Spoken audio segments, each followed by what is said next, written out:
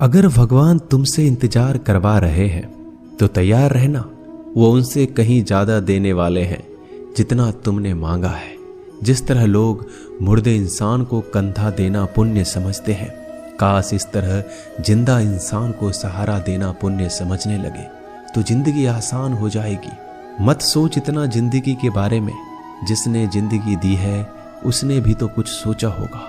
बेवजह ही नहीं होती लोगों से मुलाकात, किसी से सबक मिलता है तो किसी से ज्ञान। श्री कृष्ण कहते हैं, किसी को दुख देकर मुझसे अपने सुख की इच्छा मत करना। अगर तुम किसी को एक पल का भी सुख देते हो तो अपने दुख की चिंता कभी मत करना। जब दर्द और करबी बोली दोनों सहन होने लगे तो समझ लेना जीना आ गया है।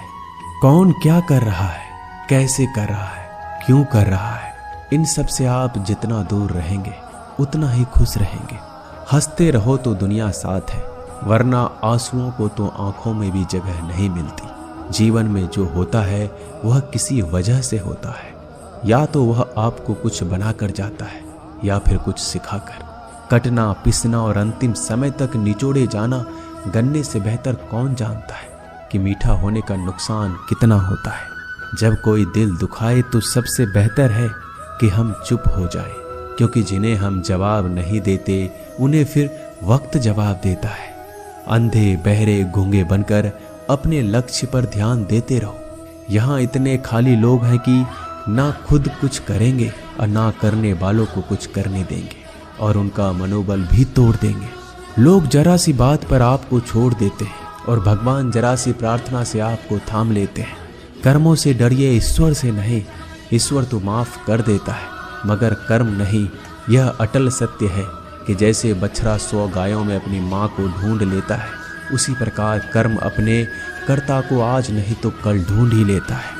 नीयत साफ और मकसद सही हो तो यकीनन किसी न किसी रूप में ईश्वर भी आपकी मदद करते हैं। जिंदगी में जितना शांत रहोगे अपने आप को उतना ही मजबूत पाओगे, क्योंकि लोहा ठंडा होने पर मजबूत होता है। गरीब रहोगे कोई ध्यान नहीं देता, मेहनत करोगे तो सब हंसेंगे, लेकिन जब कामयाब हो जाओगे तो सब जलेंगे। जिंदगी वो हिसाब है जिसे पीछे जाकर सही नहीं किया जा सकता। इसलिए आज में सुधार करें और पुरानी बातों को अनुभव की तरह इस्तेमाल करें। जिस जिंदगी में उत्साह, लक्ष्य और अनुशासन ना हो उसे जिंदगी जीना नहीं, जिंदगी काटना कहते हैं। कभी कभी आप बिना कुछ गलत किए भी बुरे बन जाते हैं, क्योंकि जैसा लोग चाहते थे आप वैसा नहीं करते। जिस मनुष्य के हृदय में सच्ची मानवता हो उसकी सोच हमेशा यही होगी कि मुझे मिला हुआ दुख किसी को ना मिले और मुझे मिला हुआ सुख सबको मिले। मैंने हंसकर भी देख लिया और रोकर भी देख लिया, किसी को पाकर किसी को खोकर भी देख लिया।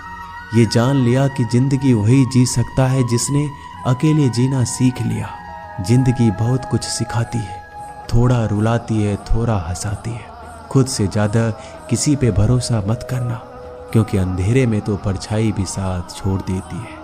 अगर कोई आपको सच्चा प्यार करता है तो वह आपको समय जरूर देगा, आपकी हर स्थिति में साथ देगा, हमेशा आपके लिए समर्पित रहेगा, क्योंकि सच्चा प्यार एक दूसरे की खुशियां चाहेगा, आंखों में पानी नहीं। लोहे को कोई नष्ट नहीं कर सकता, बस उसका जंग उसे नष्ट कर सकता है। इसी तरह आदमी को कोई और नहीं बल्कि उसकी सोच ही नष्ट कर सकती है। इसलिए सोच अच्छी रखो, फल अच्छा ही होगा। इतना कमजोर मत बनो कि कोई भी आपको तोड़ सके, बल्कि इतना मजबूत बनो कि आपको तोड़ने वाला खुद ही टूट जाए। दर्द आपको मजबूत बनाता है, डर आपको बहादुर बनाता है, अनुभव आपको सिखा देता है। जिस दिन हम समझ जाएंगे कि सामने वाला गलत नहीं, सिर्फ आपकी सोच हमसे अलग है, उस दिन जीवन में सब दुख दूर हो जाएंगे। क्यों रोते हो? मन का ना होने पर जो लिखा है वही होकर रहेगा। एक रास्ता बंद करने से पहले भगवान 10 रास्ते खोल देते हैं। गर्मी के मौसम में पत्ते सूखने के बाद भी पंछी घोंसला नहीं छोड़ते, क्योंकि वो जानते हैं फिर से बरसात आएगी और पेड़ पर नए पत्ते आएंगे। जो हुआ उसे भूलकर नई शुरुआत करो और याद रखो, जिसका कोई नहीं होता उसका भगवान होता है। मतलब से जुड़े रिश्ते मतलब तक साथ देते हैं, लेकिन दिल से जुड़े रिश्ते आखिरी सांस तक निभाते हैं।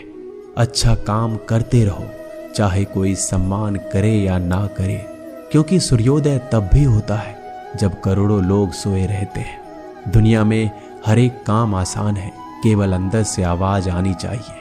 हमेशा मेहनत और उस परमात्मा पर विश्वास रखना इस सफलता का सूत्र है।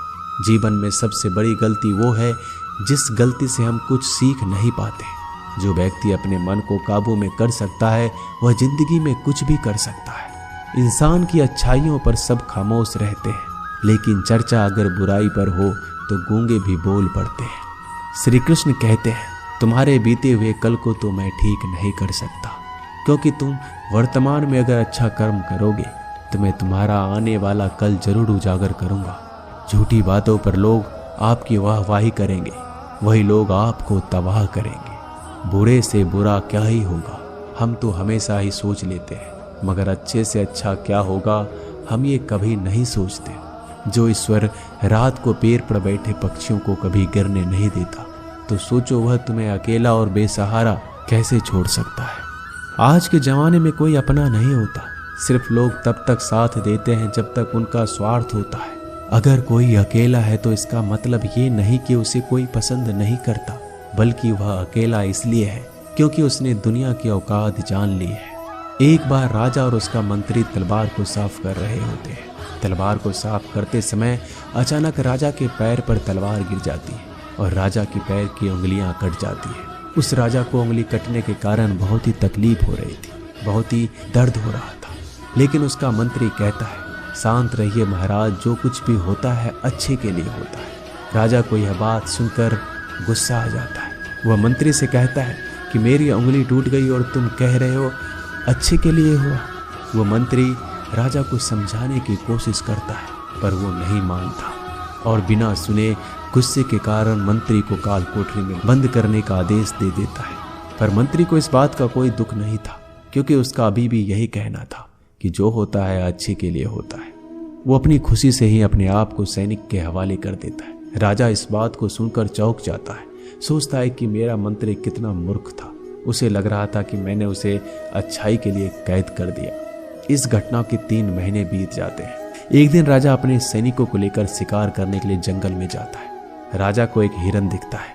हिरन का पीछा करते करते राजा घने जंगलों में चला जाता है। वह हिरन को पकड़ नहीं पाता और जंगलों में खो जाता है। वो बाहर आने के लिए रास्ता ढूंढता है, लेकिन रास्ता उसे नहीं मिलता। तभी कुछ आदिवासी लोग उसे घेर लेते हैं। उन लोगों को पता नहीं था कि वह राजा है। वो लोग अपने देवता को बलि चढ़ाने के लिए एक इंसान को ढूंढ रहे थे। आदिवासी लोग राजा को पकड़कर अपने इलाके में ले जाते हैं। राजा उनको बार बार समझाने की कोशिश करते हैं, लेकिन वो लोग कुछ भी नहीं समझ रहे थे। वो लोग खुशी से नाचते हैं और राजा को नहलाकर बलि चढ़ाने के लिए उनको कपड़ा पहनाते हैं। अब राजा को लगता है कि वो मरने वाला है। जब आदिवासी लोगों का मुखिया राजा को मारने जाता है, तब देखता है कि राजा की पैर की उंगली कट चुकी है। इसको देखकर उसका मुखिया कहता है कि इस इंसान की बलि नहीं दी जा सकती, क्योंकि ये इंसान पूरा नहीं है, एक अंग कटा हुआ है, और उनके भगवान को एक पूरे इंसान की बलि ही दी जा सकती है। अगर ऐसे इंसान की बलि दी जाए जिसका अंग पहले से कटा हुआ है, तो उनके देवता खुश होने की जगह नाराज हो जाएंगे। फिर वो लोग राजा को छोड़ देते हैं। राजा खुशी खुशी अपने महल चला जाता है और सोचता है, अगर मेरी उंगली उस दिन ना कटी होती तो आज मेरी मौत हो जाती। इसका मतलब मंत्री सही कह रहा था, जो कुछ होता है अच्छे के लिए होता है। फिर राजा अपने सैनिकों को आदेश देता है कि जल्दी से जाकर मंत्री को रिहा किया जाए। फिर राजा मंत्री को अपना पद वापस देते हैं और पूछते हैं, मंत्री, उस दिन मेरी उंगली कट गई, मेरे लिए अच्छा हुआ, मैं मान गया, लेकिन तुम जेल में हो, इससे तुम्हारा क्या अच्छा हुआ। मंत्री खुशी खुशी राजा से कहता है, महाराज, आप शिकार के लिए जाते तो आपके साथ मुझे भी आना पड़ता, और अगर मैं आपके साथ जाता तो वो लोग मुझे मार देते। मंत्री की बात सुनकर राजा को समझ आता है कि जो भी हमारे जीवन में होता है वो अच्छे के लिए होता है। अगर हम अपने जीवन में देखें तो हमारे जीवन में भी कुछ मुश्किलें आती हैं, हम उनका सामना नहीं करते, हम उनको ही दोष देते हैं। ये मुश्किलें हमें आगे बढ़ाने और मजबूत कराने के लिए ही आती हैं। हमें हर मुश्किलों को सकारात्मक तरीके से देखना चाहिए, क्योंकि हर चीज कुछ ना कुछ सिखाकर ही जाती है।